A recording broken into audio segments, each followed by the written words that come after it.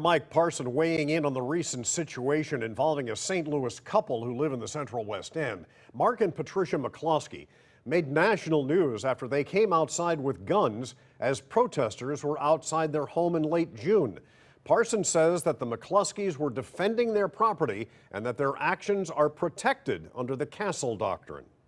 That couple had every right to protect their property.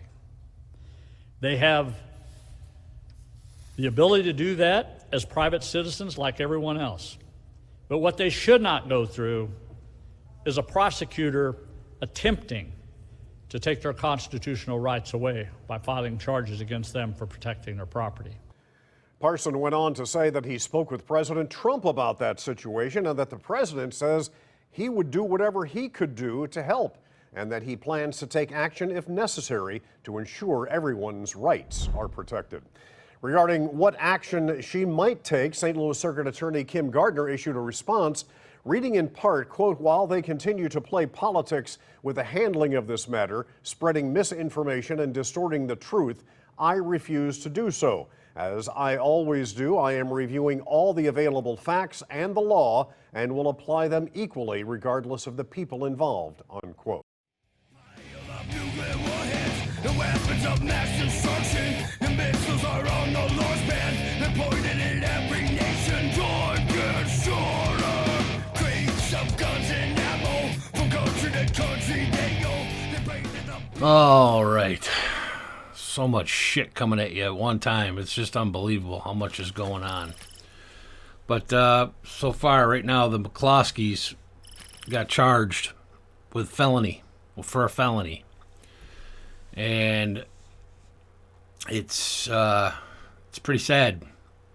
I mean, if you don't know who these people are, protesters broke down their gate and were marching towards the mayor's office, and were cutting across their private property. And so they pulled out their weapons to protect their home, because they bought this house and they put a lot of money into it, and I guess they restored it.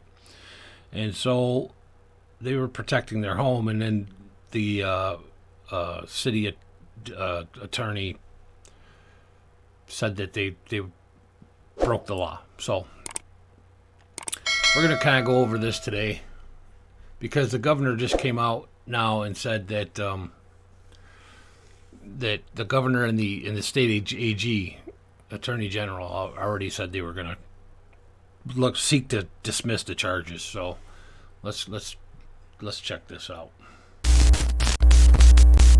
All right. So first of all, you got the St. Louis Circuit Attorney Kimberly Gardner. She filed charges against these people, and she is trying to use the law that it is illegal to wave weapons in a threatening manner at those participating in nonviolent protests. And while we were fortunate that this situation did not escalate into deadly force, this type of conduct is unacceptable in St. Louis, Gardner said. So this is the law right here. Let's see. Okay.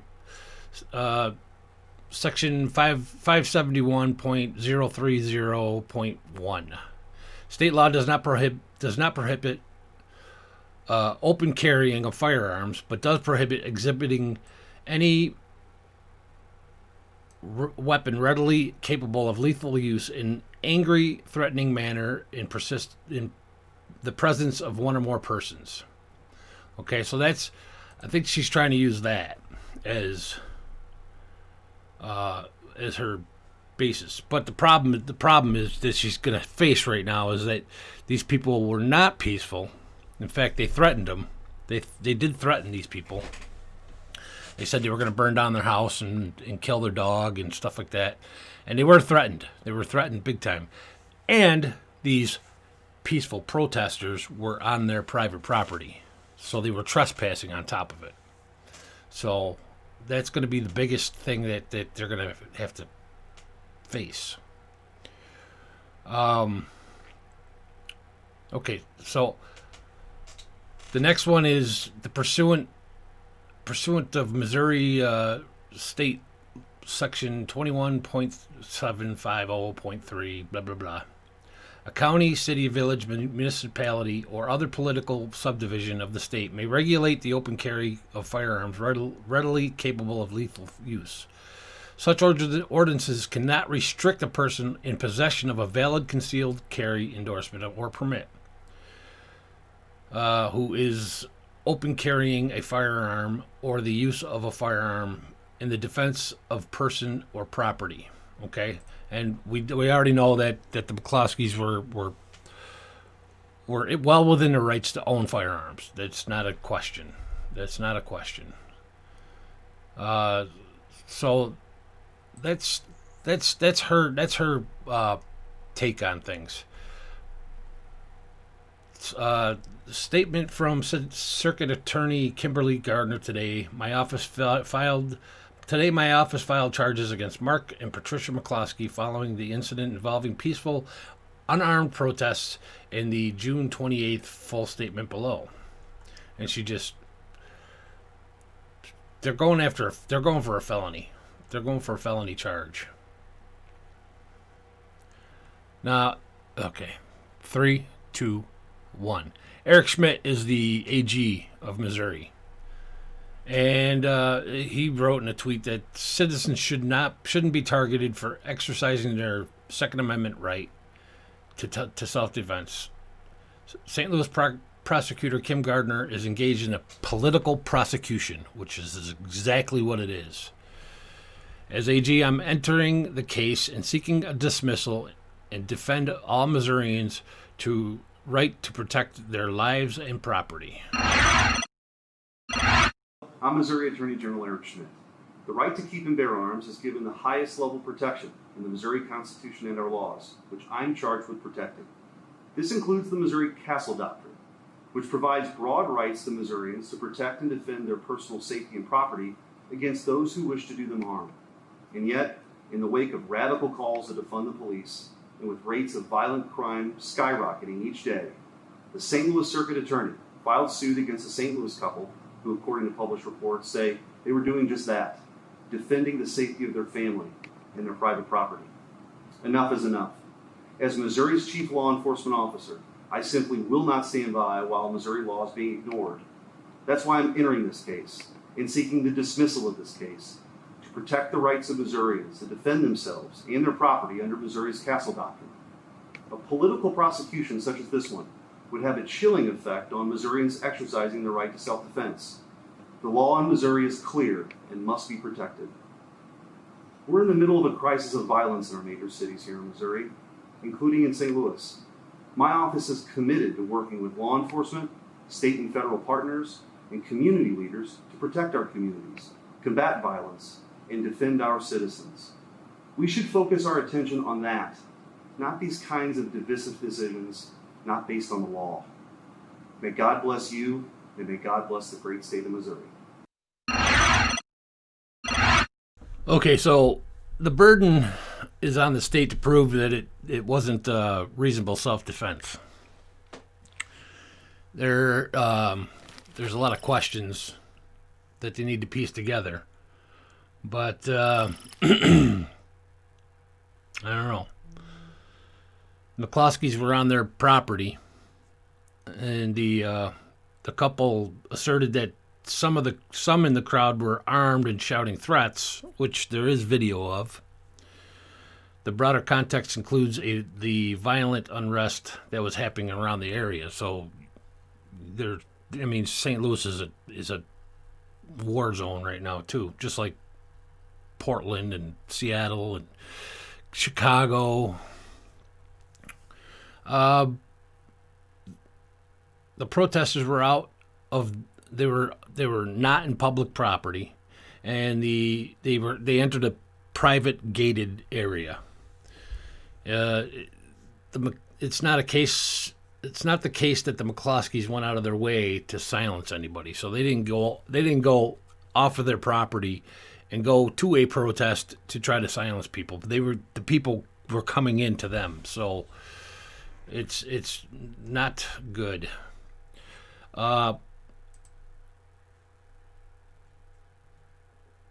here's the governor, Mike Parson, and I applaud this guy too because he's standing up for the Second Amendment also. Every Missourian has the right to protect their family and their personal property.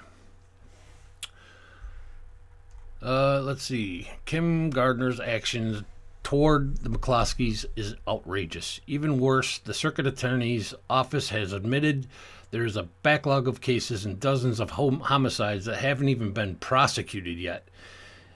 Yet she has accelerated this case forward. Yeah, it's all about, it's a political pandering. It's very, very political. We must prioritize laws that keep our citizens safe over political motivations. Kim Gardner owes every single family who has had a loved one murdered an explanation on why she has acted on the McClosky case instead of theirs. Reasonable request, I think. Very reasonable request, I think. I don't understand it.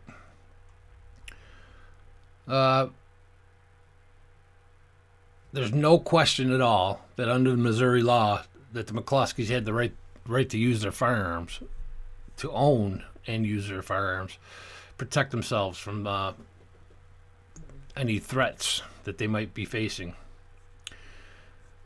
These protesters ended up coming back the next day too because they were pandered to by this district attorney, and they didn't enter the property this time. But I want you to look at this. I want you to look at this picture right here. This is the picture of the second protest.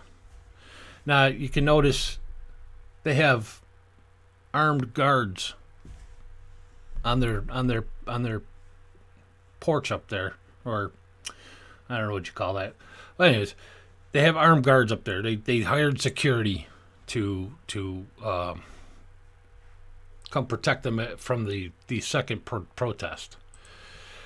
This right here, that right there is what defunding the police is going to look like. Only rich people are going to be able to afford to hire these security guards, and they're going to be the only ones protected. So all you people out there that think that this Black Lives Matter stuff is going on, that it's all about people in the ghettos and the black lives, you're crazy.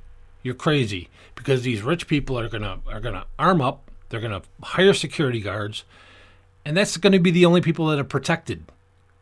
You're nuts. You're nuts. This is crazy what's going on. Here's a little overview of Missouri law. Carry permit required. You don't need a permit to carry a handgun or a long gun. Policy is unrestricted. No permit is required, however, you can still obtain one. A permit will exempt the holder from laws passed by local authorities.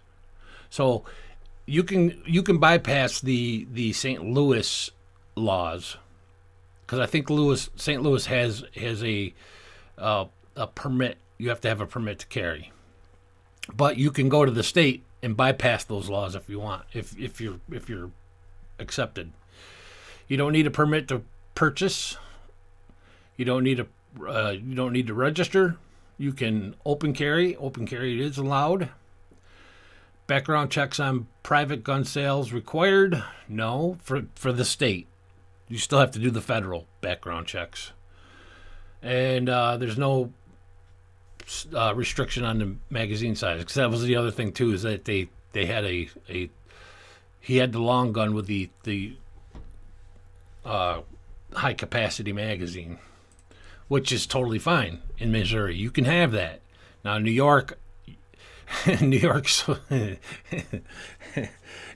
freaking stupid. Of course. But they have a law that says you can't have anything over a 10-round magazine. Okay? So you can't have you can only have a 10-round magazine. And then they changed it in 2013 that says you're allowed to have the 10-round magazine, but you can only have 7 bullets in it. No more than 7 bullets in that magazine. That's how stupid these people are. Anyways, so I've been holding off on doing this because everybody was talking about it in the beginning. So the news was out there. I wasn't going to be saying anything new, but I had a request to do this one, so I'm putting it out there now. Well, we'll see what happens. I'm sure these people aren't going to get charged with any kind of crimes. This St. Louis prosecutor is going to die in flames because the law is not on her side. She can try to bring up that law all she wants to, but it's proven that St. Louis was burning at that time, and a lot of these protests weren't peaceful. These people don't know who is on their property, if they are the peaceful protesters or if they're not the peaceful protesters. They have no idea. They were threatened. These people were trespassing onto their private property. They told them to leave. They wouldn't leave. They were cutting across no matter what. You had a bunch of instigators that were saying, push forward, push forward, push forward, no matter what, push forward. So, and that's all on video. You can hear that for yourself.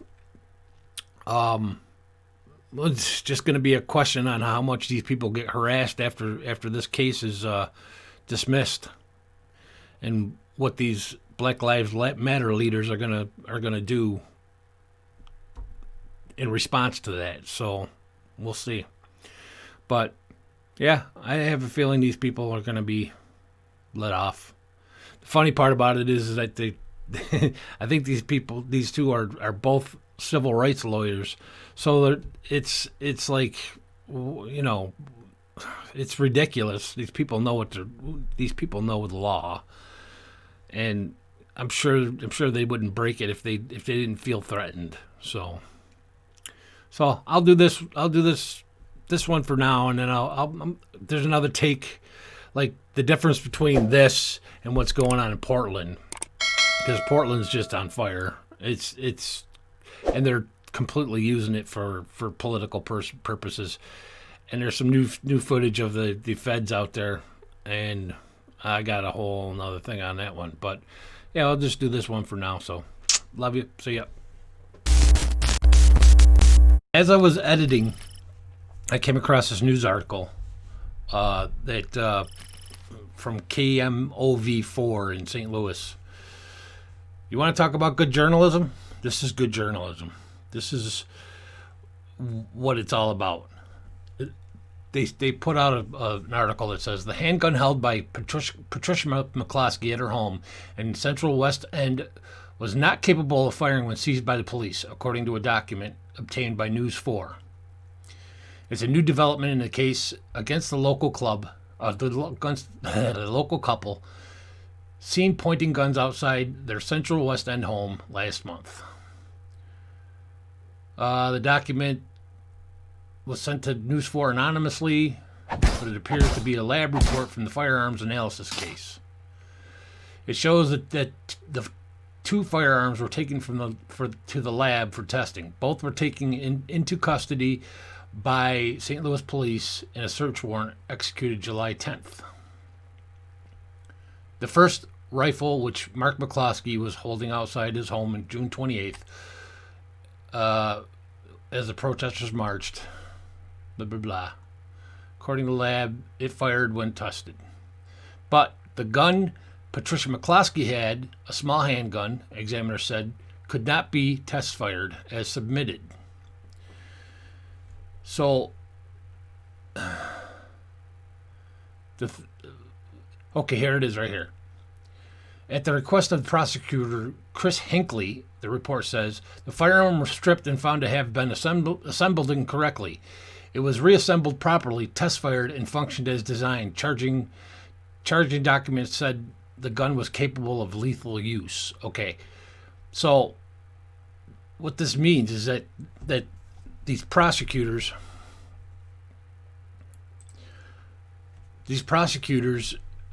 tampered with evidence. The gun wasn't able to fire. Now, it goes on to say that I don't know if it says it in this one or not, But what happened was that gun that Patricia McClosky was had, and she's the one that they show her fingers on the trigger and pointing it at people and things like that. Mark McClosky never pointed his gun at anybody, but she was pointing or waving it around, and it looked a little willy-nilly, but it was inoperable, and they knew it because they used it for a case, and they purposely put the firing pin, the spring for the firing pin in the front, so it was inoperable. But when they sent it to the lab, the prosecutor told them to strip it down, reassemble it the right way, and then fire it. So the thing is, Patricia McClosky knew that this gun wouldn't fire when she was holding it, and it's over with. It's done. It's done. These people are done. They tampered with evidence, and all these people need to go to jail. They all need to go to jail. These Democrat-run cities are letting these people go wild. And I'm telling you, all these shooting cases, all these new, the gun violence is skyrocketing, and they're going to use it. They're trying to set up something so that they can get rid of the Second Amendment. I'm telling you right now, this is what it's all about. This is what it's all about. They're going to try to do it. So this is an update to everything else that I just did. It's amazing.